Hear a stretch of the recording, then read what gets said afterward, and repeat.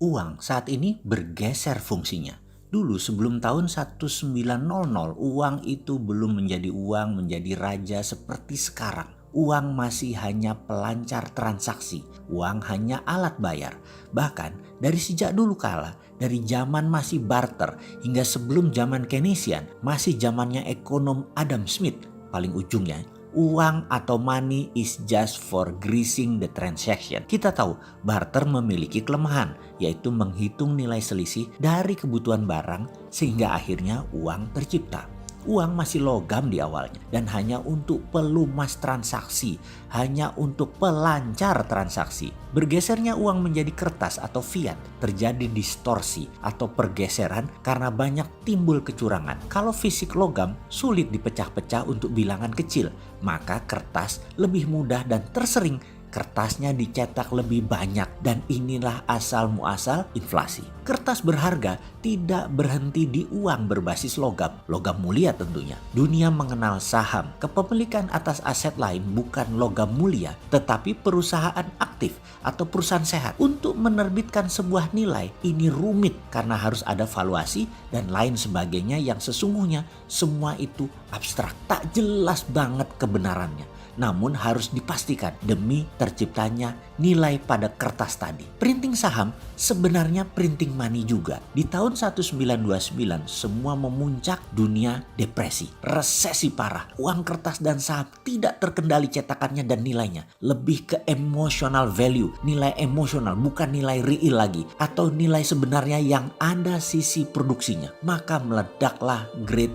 Depression. Dunia tersentak dengan wake up call Great Depression itu. Ada dua hal yang harus dijaga dari masalah uang, yaitu inflasi atau penurunan nilai, tepatnya adalah selisih mismatch barang produksi dengan jumlah uang beredar, dan peredaran uang yang harus dijaga dengan bank sentral. Lalu John Maynard Keynes muncul dengan teori create demand, menciptakan kebutuhan. Di saat sekarang banyak orang yang tahu-tahu menyatakan setuju printing money dengan tujuan create demand untuk stimulus ekonomi. Salah kaprah. Lihat dulu mesin produksinya. Printing money kalau tidak memiliki ilmu post-Keynesian MMT berbahaya. Hati-hati, jangan sepotong-sepotong berilmu itu. Sehubungan dengan itu semua, kali ini kita tidak bicara negara dulu. Kita bicara diri kita dulu. Saya ini penganut MMT post-Keynesian. Bagi kita Keynesian itu doesn't work, bahkan lebih parah lagi. Bagi penganut MMT garis keras, Keynesian is dead. Bagi kita, post-Keynesian percaya bahwa setiap terbitnya uang harus ada underlying proyek. Dan proyek tersebut harus proyek produktif. Dan harus industri, harus manufaktur. Atau ada logam mulianya. Karena itu, untuk tidak berteori, kita mempunyai program personal SWF. Apa itu program personal SWF? SWF kita tahu singkatannya adalah Sovereign Wealth Fund.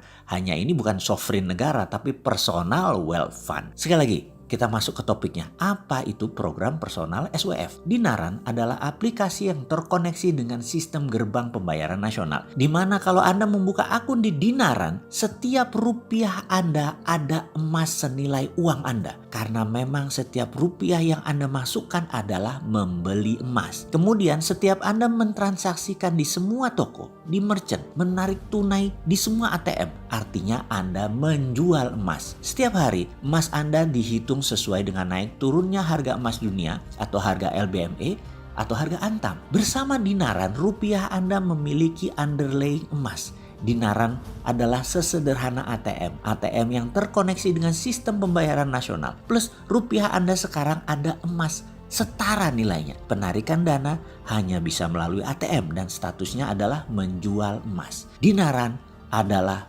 personal SWF. Minat uang Anda bebas inflasi. Selamat bergabung di dinaran.id. Segera download aplikasinya. Selamat bergabung.